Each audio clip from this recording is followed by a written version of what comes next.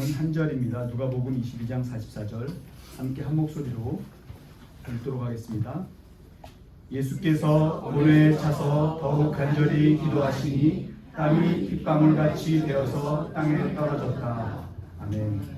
이 시간 간절함이라는 제목으로 강홍신 전도사님께서 말씀 전하실 때 큰 은혜 받으시기 바랍니다. 나오실 때 큰 박수로 환영하겠습니다.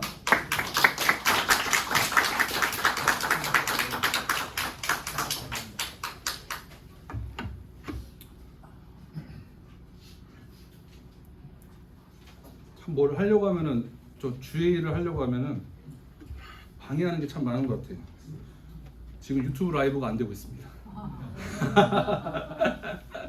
유튜브 라이브가 지금 안 되고 있고, 그럼에도 저희는 할 일을 하고 예배를 드려야 됩니다. 제가 전전 직장을 다닐 때 금요일마다 하던 일이 있었습니다. 금요일마다 그 점심을 먹고 직원들하고, 저는 동참하지 않았던 일이긴 한데 그 강서구 방화동에 로또가 1등 여러 번 된 집이 있어요. 그래서 그 집을 직원들이 다 그냥 가자고 해요. 그러면 거기 가서 다 같이 사요. 저는 멀뚱멀뚱 보면서 안 사고 있었는데, 형 왜 안 사요? 그러고, 뭐 어차피 안 될 건데 뭐하러 사? 그러면서 안 사는데 참 그 공을 들여서 사더라고요, 그거를. 그리고 그거를 토요일 날 9시쯤인가 그 발표를 하는데, 그때 확인을 안 해요. 그 직원들은 확인을 안 하고 주말 내내 가슴이 떨릴까봐, 혹시나 당첨돼서 가슴이 떨릴까봐 월요일 아침에 회사에 딱 와서 확인을 딱 하더라고요. 여기까지 된 사람은 아직도 못 봤습니다.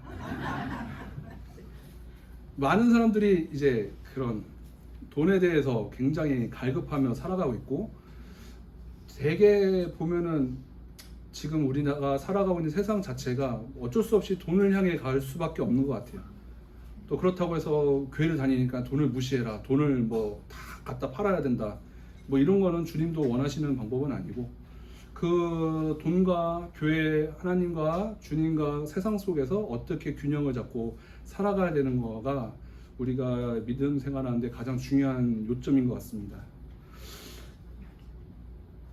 사람의 입맛이 참 간사한 게, 좋은 거를 먹다 보면은 예전에 그 좀 약간 뭐라고 할까요? 좀 싸구려 음식이라 할까요? 그런 음식을 먹으면 못 먹게 되죠. 저도 직장에서 그 월마다 이제 팀별로 회식비가 주어졌는데, 그거를 회사 문화 중에 하나가 3개월을 합쳐서 쓸 수 있는 문화가 있었어요. 그래서 한 번은 우리가 3개월 동안 꼭 참고 3개월 만에 아주 비싼 음식점 한번 가보자. 그래서 마음을 먹고 2달 참고 3번째 되던 달에 오마카세라는 데를 가봤어요. 일식 오마카세. 그래서 또 속으로 티는 안 냈지만, 내가 일식 오마카세를 가보네.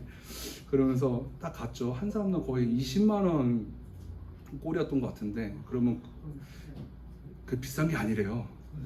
비싼 게 아니라고 하더라고요. 그냥 하이엔드 가면 뭐 40만 원, 50만 원짜리 있는데 20만 원이면 그냥 중저가라고 하더라고요. 그래서 가서 먹는데 너무 맛있었어요. 딱 한 번 먹어봤는데, 그리고 나서 얼마 뒤에 뭐 결혼식장을 가서 이제 초밥을 먹는데, 예전엔 제가 잘 먹었거든요. 근데 제가 알던 초밥이 아니에요. 이게 그동안에 먹었던, 그냥 사람이 이게 욕심이 끝이 없어요. 맛있는 거 먹고 비싼 거 먹고 고급진 걸 먹어보니까 이전에 먹었던 음식들이 맛이 없던 거예요. 예전엔 분명히 맛있었던 건데.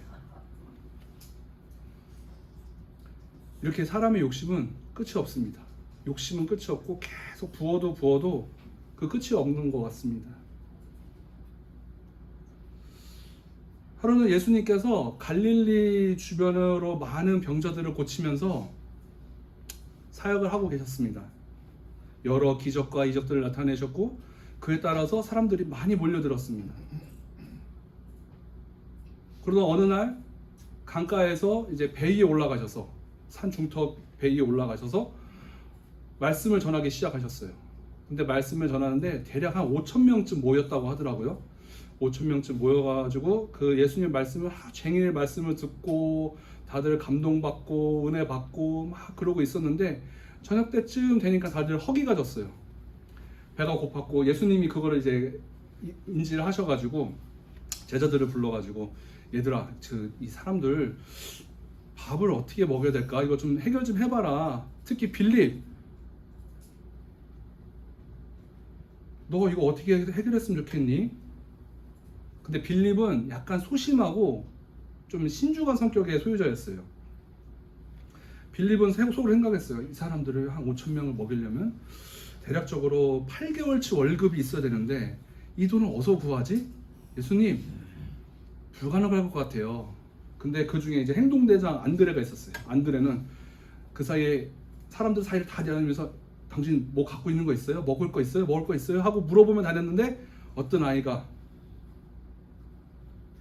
빵 5개, 물고기 2마리를 갖고 있었어요.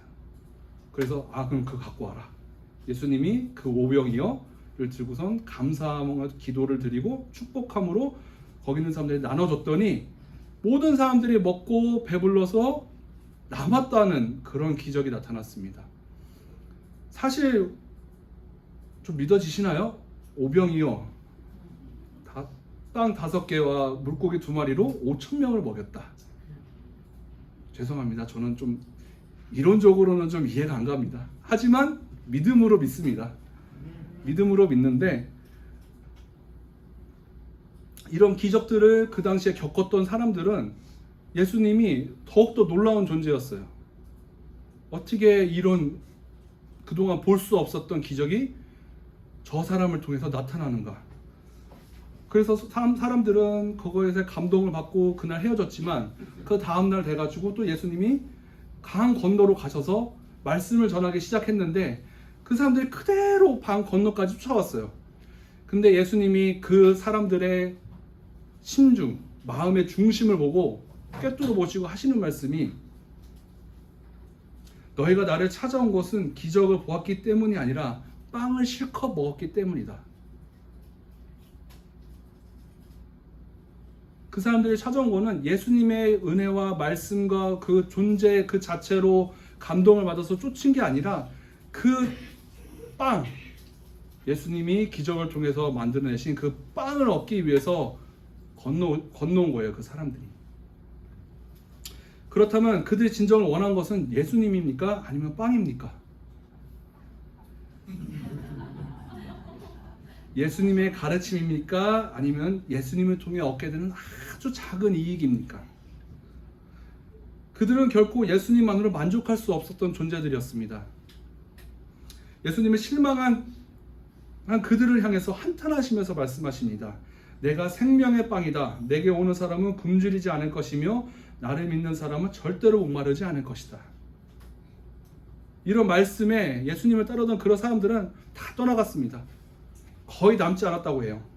다 떠나갔고 예수님도 그들을 굳이 잡으려고 하지 않았어요. 야 어디 가냐? 일로 와. 그래도 말씀 들어야지. 이렇게 하지 않았고 그냥 내비를 뒀어요. 그냥 보내버렸어요. 단순해 보이는 이 장면, 우리는 많은 것을 깨달아야 됩니다. 이게 단 그 순간, 그 당시에 일어났던 사건일까요? 지금도 세상에 많은 자칭 교회를 다니는 사람들이 보면 교회를 떠나간 사람들과 별반 다르지 않습니다. 자신의 어떤 문제, 그리고 갈망, 또 마음의 안식이라는 작은 은혜의 부산물을 쫓아서 교회를 나옵니다. 그런데 우리는 근본적으로 우리는 깨닫고 인지해야 되는 것은 우리가 교회를 왜 나와야 되는 건가? 이 자리에 우리가 나와서 왜 예배를 드려야 되는가입니다. 명확하게 알아야 됩니다. 우리가 드리고 있는 예배는 무언가를 받기 위한 자리가 아닙니다. 은혜를 구하는 자리가 아닙니다. 우리가 마땅히 주님께 드려야 할 것들을 드려야 되는 그런 자리고 주님의 뜻과 계획에 따라서 은혜에 따라서 인도하심에 따라서 은혜가 주어지는 거지 우리가 당연하게 무언가를 바라고 예배를 드리면 안 되는 거예요. 그리고 은혜라는 것은 어떤 물질적으로 주어지는 것 그런 것이 아니라 내 안에 내 심령 안에 주님이 온전히 가득해지는 것이 바로 은혜의 본질입니다. 믿으십니까? 예전에 사역했던 교회에 보면은 이렇게 퐁당퐁당 나오시는 분들이 있어요. 퐁당퐁당 나오는 건데 그게 뭐냐면은 어떤 우리 교회에는 그런 분들 없으신 것 같은데 우리 교회처럼 만약에 뭐 첫 주에 숙인의 식당을 간다. 뭐 그 교회도 약간 그런 게 있었어요. 첫 주에 무슨 좀 거하게 먹는다. 그러면 그 주에만 나오신 분들이 있었어요. 퐁당퐁당. 그분들 뭐 안타깝죠. 또 믿음으로 변화되고 그러길 바라지만 솔직히 그분들이 하나님의 은혜를 찾고 은혜를 갈구하는 마음으로 나왔을까요? 아니면은 그 주어지는 것들을 보고 나왔을까요? 제가 20살 초반에 그 강남의 역삼동이었나? 어디 굉장히 유명한 교회의 사역을 약간 간접적으로 도운 적이 있었어요. 한 몇 년 동안 도운 적이 있었는데 거기에는 정말 어마어마한 부자들도 되게 많았고 반면에 뭐 가난한 분들도 있었지만은 진짜 부자들이 많으셨다고 들었어요. 저는 뭐 그분들하고 대화를 해보진 않았지만 갈 때마다 설명을 들어요. 저분은 뭐 어떤 자산이 어느 정도고 막 이런 걸 얘기를 듣는데 그분들의 기도는 제가 하는 기도랑 좀 다르더라고요. 저는 이제 뭐 하루하루 먹을 거를 하나님 주시고 오늘 하루도 잘 사고 이런 기도를 했지만 그분들은 막 100억? 막 사업을 하시는데 몇백억? 막 이런 걸 놓고 기도를 하시더라고요. 사업의 어떤 그런 가치를 두고. 제가 기도하는 돈의 액수와도 좀 달랐던 것 같아요. 어쨌든 그런 거를 두고 기도를 하세요. 진짜 열심히 하세요. 2시간 거리가 되더라도 그 교회를 나와서 기도를 하세요. 새벽 기도를 매일 나오고 심야 기도도 나오고 집회도 다 참석하고. 근데 주님은 또 그런 믿음을 보시나 봐요. 또 그렇게 해서 성공을 또 주시고 물질을 또 주세요. 그렇게 해서 강남에서 성공을 하시다가 또 갑자기 또 미끄러져가지고 사업이 망하면은 강남에 있는 집을 팔고 밑에 분당으로 이사가고 분당에서 사업하다가 실패해서 용인으로 이사가고 수원까지 갔다가 다시 재기해서 한 칸씩 올라오는 그들의 문화가 있었던 걸로 제가 기억을 합니다. 근데 그 기도의 응답을 받긴 받았던 것 같아요. 분명 그게 회복되어졌으니까. 근데 주님이 보시기에 정말 기뻐하셨을까? 하나님의 임재와 은혜를 간구하는 게 아니라 내게 주어진 어떤 이득을 위해서 기도하는 것들을 주님이 보셨을 때 정말 기뻐하셨을까? 여러분은 오늘 어떤 마음으로 예배를 나오셨습니까?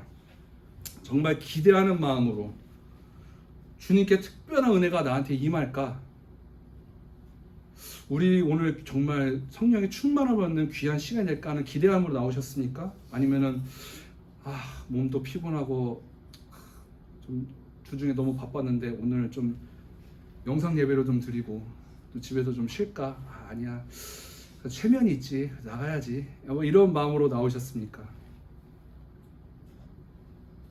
나의 영혼의 상태는 나의 신앙생활하는 모습을 보면 분명히 나타납니다. 그 중에 우리가 가장 알 수 있는 게 예배를 드리는 모습, 그리고 예배를 대하는 나의 태도를 보면은 내가 어떤 신앙생활을 하고 있는지에 대해서 알 수 있습니다. 구약의 전통과 예수님의 사역의 모습을 통해 우리가 알 수 있는 것은 예배란 우리가 지었던 죄를 주님께 자복하고 회개하여 회복되어진 그 상태로 하나님께 모든 영광을 드리는 행위가 바로 예배입니다. 간절한 마음으로 일주일 중에 이 예배를 기대하는 마음으로 살다가 예배에 녹아내리는 나의 마음이 있다면 주님을 향해서도 그러한 마음으로 살고 있는 것입니다. 정말 예배를 사모하고 예배를 통해서 내가 회복되기를 바라고 예배를 통해서 영광 돌리게 하는 그 진정한 마음이 있다면 이게 우리가 주님을 향해 있는 마음의 자세입니다. 신앙의 자세입니다. 그러나 어떻게 교회를 통해 또한 관계를 통해 어쩌다 얻어지는 마음의 위안이나 뜻하지 않은 선물 같은 은혜들을 얻고자 나왔다면 그거는 아닙니다. 그리고선 예배 끝나고 와서 에이 오늘 꽝이네, 오늘 은혜가 없어, 꽝이야 꽝 이러면서 돌아간다면은 예수님께 빵을 얻으려고 했던 그 5,000명의 사람들과 별반 다르지 않습니다. 오늘날의 많은 그리스도인의 삶을 보십시오. 형식은 있으나 주님께 온전하게 마음을 기울이지 못하고 살아가는 허한 신앙생활이 만연합니다. 요즘 한참 유행하는 그 건강관리 방법 중에 혈당 스파이크, 혈당 관리를 많이 얘기하죠 우리가. 근데 혈당 관리가 이제 나의 몸에 맞지 않은 그런 음식들, 특히 탄수화물이나 단 거를 많이 먹었을 때 일어나는 갑자기 치솟는 혈당 맞겠죠? 저기 의사 선생님이 계신데 그 이제 증상 중에 5가지를 제가 한번 검색을 해봤는데 첫 번째가 피로와 졸음, 두 번째가 허기, 집중력 저하, 판단 흐려짐, 그리고 갈증, 그리고 짜증과 불안이래요. 그러니까 가짜 허기가 진다고 하더라고요. 먹어도 배가 고픈 거죠. 인간은 누구나 욕망이나 갈망이 있습니다. 근데 이거를 세상의 것들로 채운다면은 스파이크가 옵니다. 갈증이 나고 허기가 계속 지는 거예요. 그러나 하나님의 은혜로 채워진다면은 이런 혈당 스파이크 같은 일이 벌어지지 않습니다. 세상에 많은 사람들, 특히 요즘 참 그 우리 어머님, 아버님 세대들까지는 이런 얘기가 없었던 것 같은데 젊은 세대들 번아웃이라는 말을 많이 씁니다. 번아웃. 나 너무 열심히 살아서 지쳤어. 하는 게 너무 힘들어. 막 고등학생들도 공부하다 이제 번아웃 왔다고 그러고. 근데 우리 어른들이 보기에 어떻습니까? 아이고 더 살아봐라. 그거 갖고 번아웃이 오나.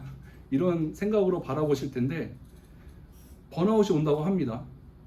근데 그게 결국에는 내 안에 채워져야, 인간의 본능, 그 욕망 가운데 채워져야 할 것들, 인간을 만드신 하나님의 은혜로 채우지 않았기 때문에 번아웃이 오는 겁니다. 계속 채우지 않고 세상의 것들로 채웠지만 이거는 연료가 되지 못합니다. 하나님의 것으로 인간을 만드신 그 창조주의 능력과 은혜로 채워진다면은 우리 삶의 원동력과 그 에너지가 됩니다. 그런데 그렇지 않고 살아가는 사람들 대부분이고 그리스도인들도 이와 마찬가지입니다. 사람들이 모여 예배를 드리는데도 예배 가운데 냉랭함이 감돕니다.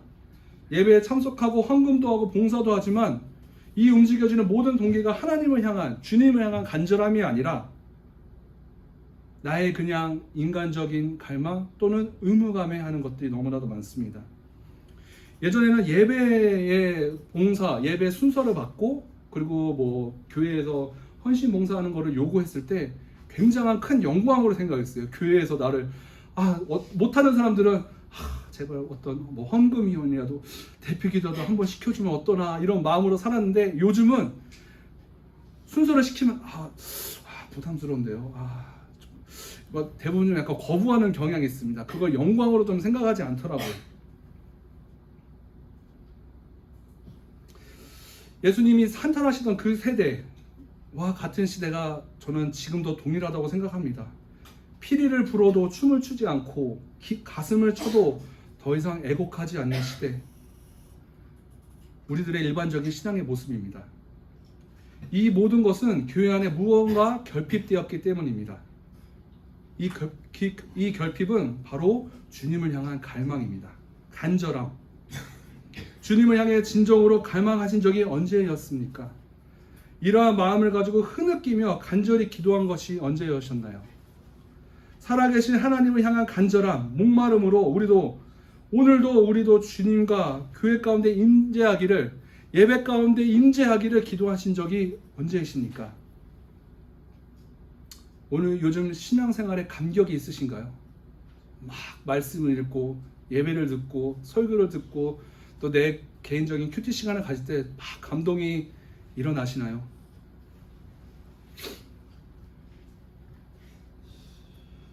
시편 42편의 시인은 하나님을 찾는 것이 사슴이 시냇물을 찾기에 갈급한 같이 헐떡이는 심정으로, 목숨이 걸린 다급한 심정으로 주님을 찾는다고 이야기합니다. 우리는 매순간 이러한 갈망으로 살아가야 하지 않을까요? 혹 매순간 아니더라도 하루에 정해놓은 어떤 그 주님과 약속한 시간, 아니면 일주일에 하루, 주일 예배만이라도 이렇게 간절한 심정으로 나와야 되지 않을까요? 여기까지는 예배에 관한 점검이었습니다. 두 번째, 우리가 또 어떤 신앙생활의 기준이 되는 것은 기도의 모습을 통해서 알 수 있습니다. 여러분 어떻게 기도하시나요? 기도하시나요? 오늘 본문에 나오는 예수님의 기도하는 장면은 매우 특이합니다. 주님은 사실 삼위일체의 성자 하나님이시지만 완전한 인간으로 우리의 죄 때문에 이 땅에 오셨고 우리와 똑같은 몸으로 살아가셨습니다. 그리고 수많은 병자들과 사람들을 구원하시며 사역을 감당하셨고 이제 마지막 십자가에 매달려 죽으시는 이 땅에서의 최후의 사명을 감당하기 전에 그 괴로운 마음을 주님께 토로하던 기도 시간이었습니다. 우리도 충분히 상상할 수 있습니다. 십자가에 달려 죽는다는 것이 얼마나 고통스러운 일인가. 이게 보통 제정신으로는 감당하지 못할 일이었을 겁니다. 저라면은 도망가지 않았을까. 누구 대신 십자가에 달려라? 이거는 도저히 감당할 수 없는 큰 일이었던 것 같아요. 근데 예수님은 거절하지 않으셨고 거부하지 않으셨고 감당하셨습니다. 한간의 그 기독교를 비판하는 인물들 중에는 예수가 참신이라면은 십자가에 매달려는 그 순간에 어떤 신이니까 신경체계를 끊어가지고 고통을 좀 감수시키고 그걸 감당한 것이 아닌가라는 이론을 제기하는 사람들도 있고, 또 신인데 왜 그렇게 고통을 당해야 돼? 라고 얘기하는 사람들도 있지만, 그래야만 우리의 죄악을 사하시고 우리를 구원에 이끌어 갈 수 있기 때문에 그 고통을 당하셨던 것입니다. 그리고 주님은 기도가 필요 없으셨을 거예요. 왜냐하면 하나님이시니까. 근데 굳이 기도를 하셨어요. 근데 기도를 그냥 하신 것이 아니라 간절히 기도했습니다. 우리 말씀 한번 띄워주세요. 예수께서 고뇌에 차서 더욱 간절히 기도하시니 그 결과 땀이 핏방울같이 되어서 땅에 떨어졌다. 간절한 정도가 그냥 간절한 게 아니었어요. 땀이 핏방울이 될 정도로 간절한 기도였다고 해요. 저도 막 기도에 심취해가지고 기도에 막 빠졌던 시기가 있었습니다. 그래서 기도를 하다 보면은 정말 내장이 끊어진다는 그 느낌을 경험해 보신 분도 있으실 거예요. 기도를 하다 보면 정말 내 창자가 끊어지는 느낌이에요. 정말 간절히 기도하다 보면은. 아마 그거보다도 더 간절히 기도하셨던 것 같아요. 아직 사람들 중에 땀방울이 핏방울이 있다는 얘기를 들어본 적이 없거든요. 그렇게 기도한 사람 없지만 우리는 이 간절함, 주님도 간절하셨는데 우리도 간절하게 주님께 나아가야 되는 거 아닙니까?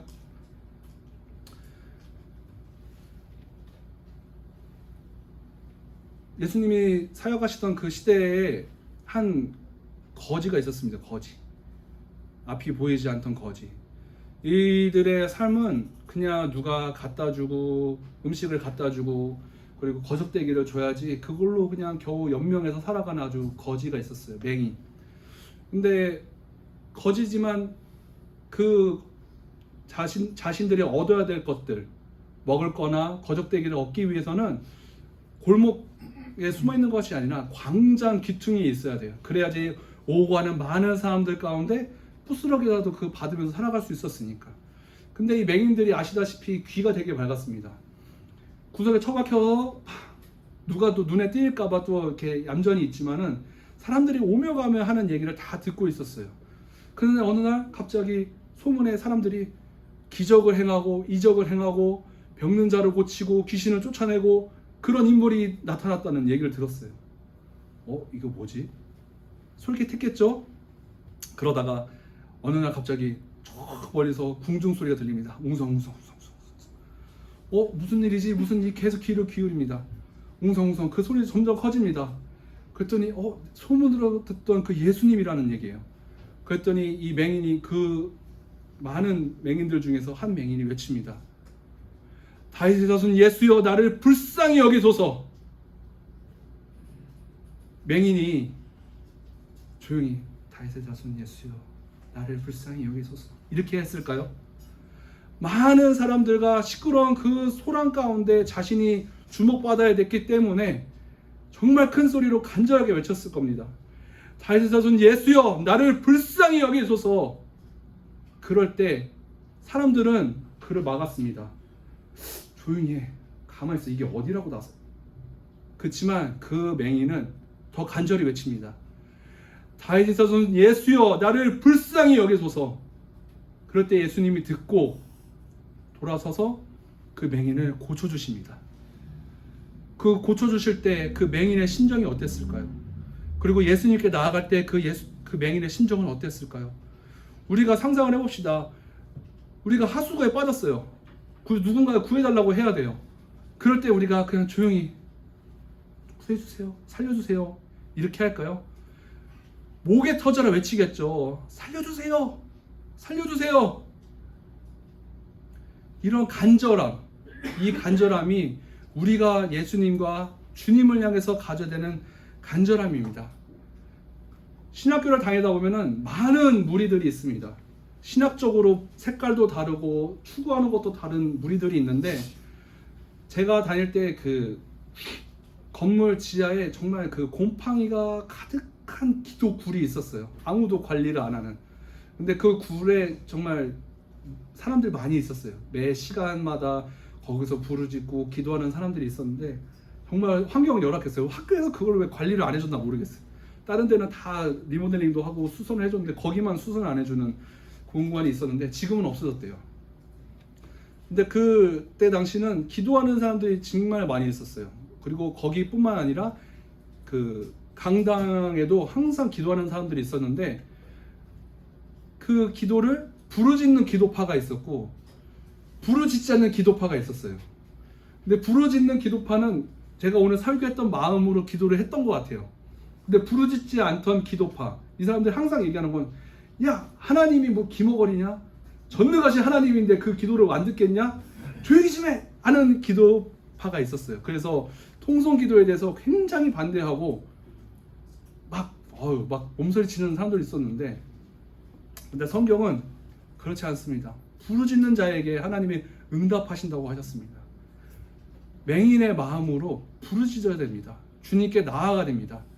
혹시나 이 부르짖음이 좀 어색하거나 어렵다고 하면은 어떻게 또 나가야 되냐? 마태복음 9장과 마가복음 5장에 보면은 12해 동안 혈루병을 앓던 여인이 있습니다. 이 여인 또 마찬가지입니다. 그때 당시 근동 그 지방에서의 여자의 역할, 여자의 어떤 지위는 아시다시피 굉장히 낮았습니다. 거기다가 병에 걸렸는데 피를 쏟는 병이에요. 얼마나 그 시대에 부정하다고 생각을 했겠습니까? 그런 사람이 군중으로 몰려온다는 것, 그리고 사람들 앞에 나가선다는 것은 말도 안 되는 일이었습니다. 하지만 이 여인이 어떤 심정이었냐? 주님께 치유는 다가가서 어떤 기도를 받고 이런 거는 감당하지 못할 만큼 자기 존재가 너무나